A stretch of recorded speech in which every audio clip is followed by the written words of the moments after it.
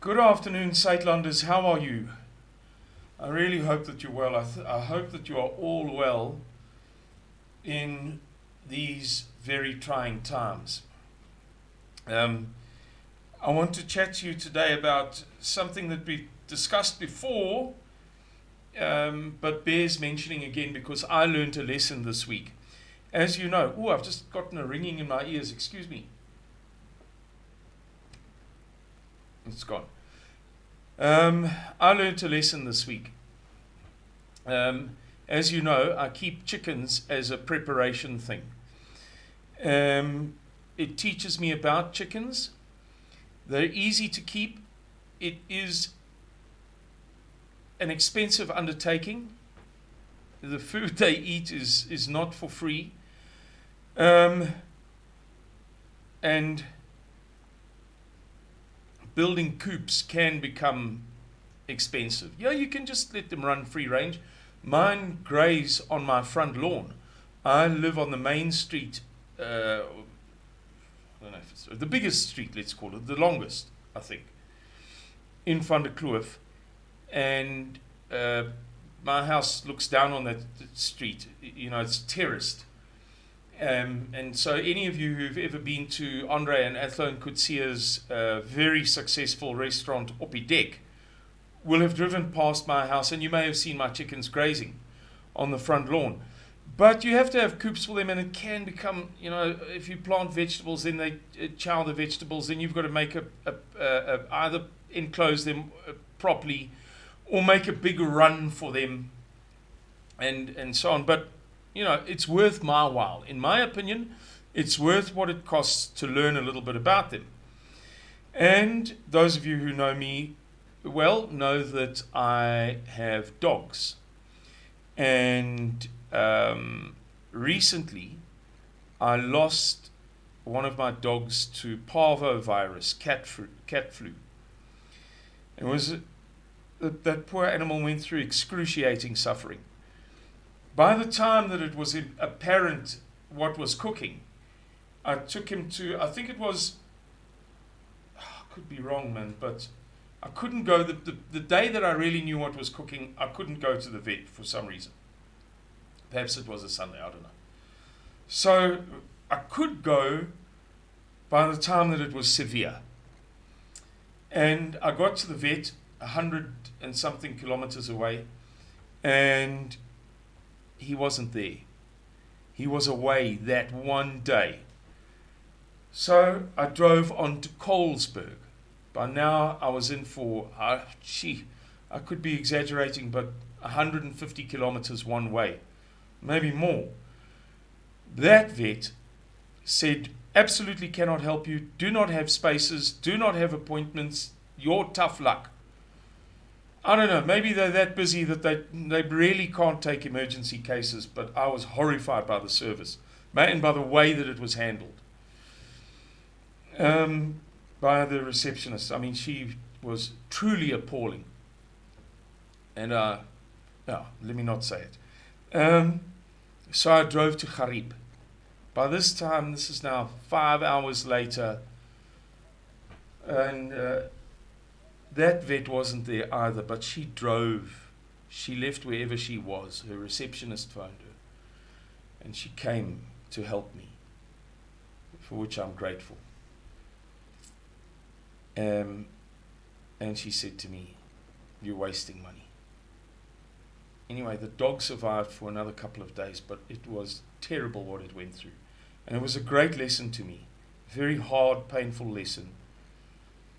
And it was a truly terrific dog. I'm not a softie, really, when it comes to dogs. Yeah, I indulge them. I mean, people who know me well will tell you how I feed my dogs. And I do that out of compassion, out of something like love.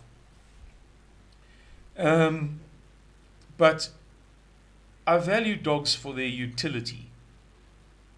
I don't just, fall in love with any dog. And that dog was promised to be, he was very young, but he promised to be really exceptional hound. He displayed characteristics that were quite remarkable. So it was an especially painful loss for somebody like me, just as it may have been for you if it was a dog that wasn't particularly special, but which had your love. I don't work the way that you do, but even by my standards, that was, enough to be a devastating loss. And lo and behold, 2 weeks ago, I started losing chickens. The two illnesses, by the way, are unrelated, but we're coming to a point.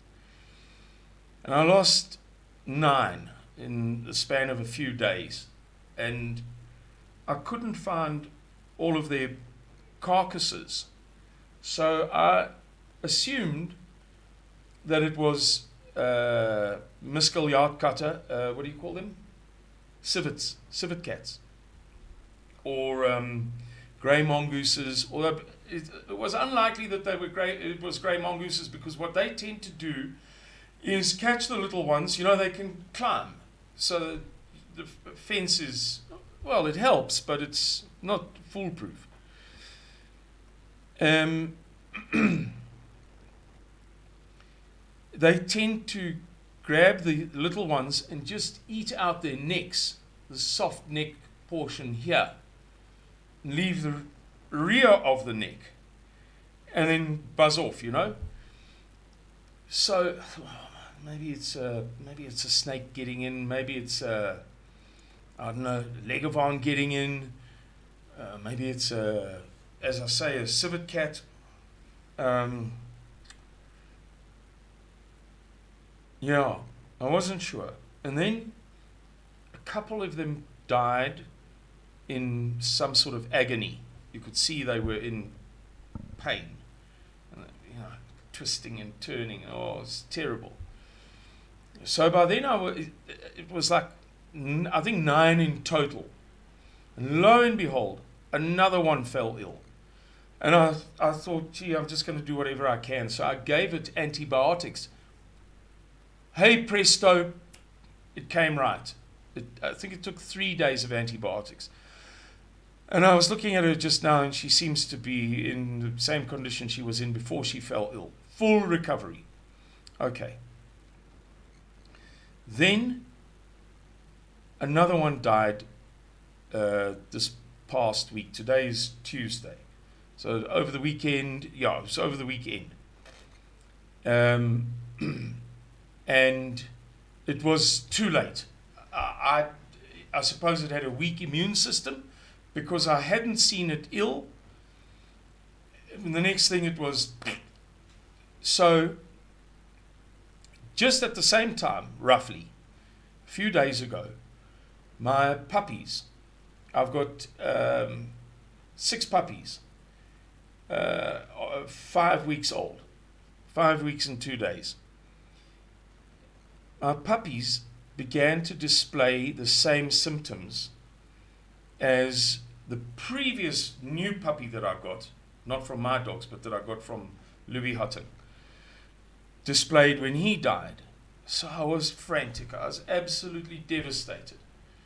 I didn't know which way to turn, and so I reached out on the Suidlanders van der Kloof group, and Brenda responded. Many of you know Brenda, and Elise, and Kathy, and somebody, 2 other people. Apologies, guys, that I've forgotten who it was. Anyway, I accepted the help from Elise. And Kathy and Brian, who many of you know, Kathy Whitcomb and her son, helped me on Elise's behalf. So they went and got the medication from her. They brought it back here. I said to them, rather than me pick it up, please will you come to my house? I want somebody else to see what's cooking here, Anyway, the dogs came right. Initially, it helped Narina. Many of you know John and Narina. Those of you from Pretoria will know John and Narina, who now live down here. Gave me some advice, and that worked. And then I did the antibiotics, and then I did what Kathy Whitcomb told me, and Elise Nell told me. And the long and the short of this whole long-winded story is that it worked and it helped with the chicken last week and with the dogs. Whereas in the past, I just lost the chickens and I just lost the dogs, you know. So I'm learning and struggling. Which brings me to this thing. Guys, I came across a word that I didn't recognize the other day. And I looked it up. The word, as a matter of interest to you, is scrofula. It is the condition, it is the name for the condition when tuberculosis manifests outside the body and not only inside. And that made me think of other illnesses with which I'm unfamiliar, largely because modern medication has kind of eradicated them for the most part. I'm thinking of typhus, typhoid. I'm thinking of, okay, it's not exactly the same thing, but swollen appendix, burst appendix, TB, which is prevalent in South Africa, but not among us. You know, white people by and large don't get very much TB. Nowadays, I'm thinking of polio. What's the other one there on the Mtentu River? The Mtentu River on the Wild Coast, the south bank of it, used to have a leprosy, leper colony, leprosy. Yeah, I suppose there are others. We could go on all day. Measles, mumps, German measles. How are we going to prevent those things in the time that lies ahead of us? We're not going to be able to prevent them. We're just not going to be able to.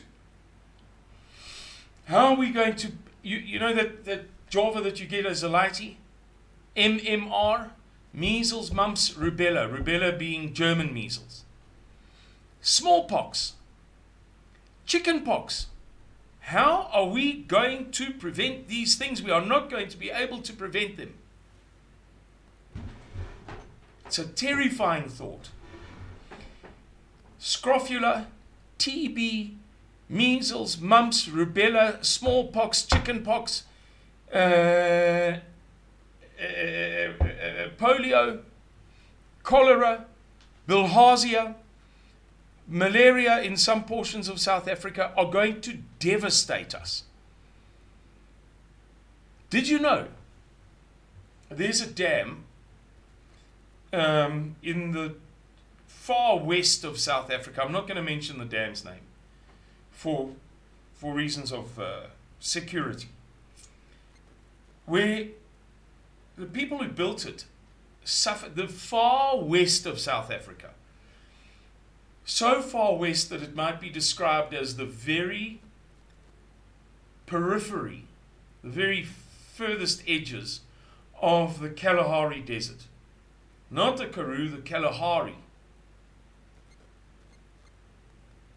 Had a malaria outbreak while it was being built. There was a malaria outbreak. Now, if you do research on where malaria occurs in South Africa, you'll rapidly arrive at the conclusion that malaria doesn't occur in that region. But that 1 year it did. And there's a graveyard there at the dam. I've been to it. I've spent time in it with two friends, Isak and Christine. So we walked through it, and as we walked through it, we read out to one another what we were reading. Johanna Maria Elisabetha van Heerden, 1 dag oud.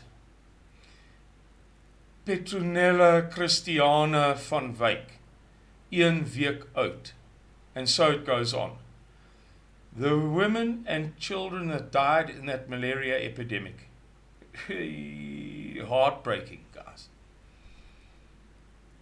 What are we going to do if there's a malaria outbreak? in the time that lies ahead. We will do nothing. You can do nothing except treat it as best you can. Treat, not prevent. So my message to you is, please, guys, please, I'm imploring you. This week I learned the value of antibiotics. I had seen them be effective in the past, effective on my chickens, effective on dogs, but I didn't fully appreciate their efficacy until this week. And perhaps I still don't fully appreciate it. But I learned enough to get a big fat wake-up call. And I'm not saying that you have to get antibiotics. Many of you don't believe in antibiotics. Marguerite Hutton is a superstar at treating her kids. She's got it all covered. They live on top of those mountains. They're 1,000,000 miles from a doctor, 100 miles from a pharmacy. They're all as healthy as anything, and Marguerite's got the whole thing under control. So I'm not saying to those of you who've discovered superior ways of treating illness, those of you who've had 100% success with colloidal silver, and those of you who have tremendous success with whatever, peroxide or whatever it is, those of you who know and understand your stuff. But I'm saying to the rest of us, ordinary folks, who have to resort to the blunt instruments, who have to resort to the most base medical solutions, ones that don't have good reputations, but which do work in emergencies. Guys, I'm imploring you, please consider your medical preparations, please. I don't want to see babies dying unnecessarily. Because certain families, certain parents just did nothing. With all due respect, with love to you, I don't say my preparations have got everything covered. I have claimed in the past on video to having about 400 courses of antibiotics. During the course of this week, I had to go through them. Between the dogs and the chickens, and I was looking at the various things and what have you, and it's probably not 400 courses. For the first time I examined them really closely, and actually what looks like 400 is a lot less. It's probably between 150 and 250 courses. And I'm not saying that makes me okay, Jack. I've got 150, that's better than the guy who's got 12, or whatever the case may be. There are going to be people who arrive here in a time of crisis with 3,000 courses of antibiotics and 1,000 times more ammunition than I have, and 100 times more food, and 12 times more accommodation in terms of tents and sleeping bags and caravans and whatever. So I don't want to sound haughty or conceited about this. But sure, guys, we've all got to make some effort, because we are all going to learn the hard way that there is a whole world of diseases out there that was known to every single generation of our forefathers and our forebears, and has only not been known to 3 generations or 4 generations. I'm 50. My oldest son is in his early 20s. A generation in sociological terms is nominally 25 years old. Some people procreate at the age of 8, may God forbid it. Some people procreate at the age of 60, may God bless them for it. But the nominal average is 25 years. So my sons have not known these illnesses. I've not known these illnesses. I think it's safe to say that by and large, my dad didn't know these illnesses. He's 28 years older than I am. But his father would have known all of these illnesses. Burst appendix. My grandfather would have known children who died of a burst appendix. Because when he was born in he was the first white baby born in Mbogantwini or Amanzimtoti. I can't remember which. And it was 1899 or 1900 or 1901. So he would for sure have known children who died of burst appendix. He would have had friends that had had polio. Withered arms and gammy legs and what have you. He would have, I've only met 2 people with polio in my whole life. He would have known people who had tuberculosis and severe, let's say smallpox and whatever else. I know this is a long video, guys, and I apologize for that, but geez, please hear me. We are going to enter a world of pain and misery concerning illnesses with which, if I may put it this way, please forgive me if I use the wrong terminology in theological terms. Please. With which God, in His infinite perfection, willfully and deliberately, for a good reason, cursed mankind for all of mankind's history up until the last 3 or 4 spoiled generations.